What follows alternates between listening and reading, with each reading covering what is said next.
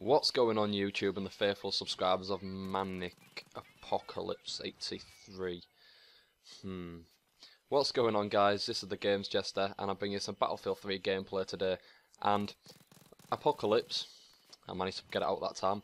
Yes, Apocalypse has asked me to do a 100 subscriber appreciation video, and the reason for that is I did do one on his last video and I think it was his 200th subscriber appreciation, and there was some technical difficulties with the video quality because the way we got the video across to him to upload, it didn't really work out properly, and the quality again ended up getting stuck at 10,000 BC.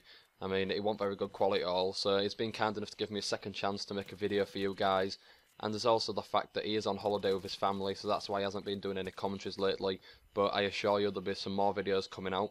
And as you've probably seen, one of his previous videos he states that he sold his copy of Modern Warfare 3 for £10, which with £10 you can get a good couple of pounds with that. So I'd say it's a fair trade, because that game is a load of poo.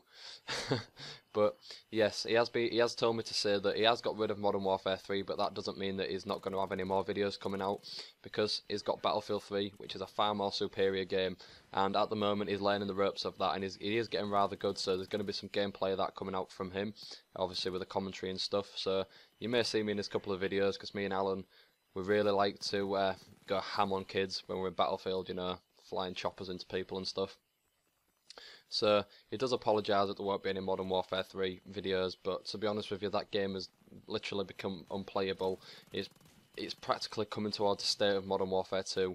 Maybe not as bad, but he was telling me that they have started hacking the free-for-all lobbies, so there's like 20-30 people in one game, and obviously when that comes together, all the spawns don't work properly, so people can just sit in a corner and people will spawn directly in front of them, allowing them to get extremely easy Moabs and make them feel like kings, you know. And I don't really know the current state of Modern Warfare 3 first hand, because I haven't played that game in such a long time, because I can't play it. I mean, I'm really easygoing when it comes to games. I can adapt to quite a lot of different types of games and stuff, but you know, that game is the biggest load of jahoons that I've ever seen. I mean, if you compare it to Battlefield 3, it's completely inadequate. It just deems Modern Warfare 3 void completely.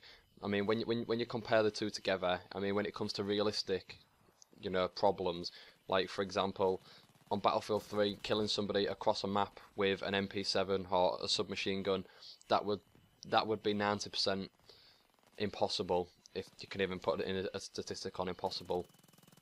But it just wouldn't happen, you know. And then when it comes to sniping, you can't just throw up your scope and nail somebody dead on it, because the other end of the map, you need to take into consideration bullet drop and the time it takes for the bullet to get there, so you have to aim in front of the person. And overall, it's just a completely more fun game, if that's even a statement either. You know, the maps are about 50 times the size of Modern Warfare 3, and every single game mode has at least 12 people on each team, which completely just adds in the proportions of the map size to the amount of players in the actual game. And it's just, I don't know, you can get vehicles, you know, helicopters, jets, you can fly in AC-130. If Modern Warfare did that, well, they won't ever do that, so I'm not even going to talk about it. It's just far more of a completed game. The DLC is actually worth the money. I mean, you don't just get a map or 3 maps that are completely cluttered with the floor with dead rats and stuff. You know, with the DLC you get new vehicles, you get the new maps, you get new weapons, you get new camos, and the weapons you can use them against other players. So when you've got the premium, or you know, the extra DLC, then you have the advantage over players that don't, which makes that completely fair. Like, I don't know, it's just much more of a complete game. And I know I'm going off on a slight tangent, but I could rant about Modern Warfare 3 all day, because it is probably the worst game I've ever played.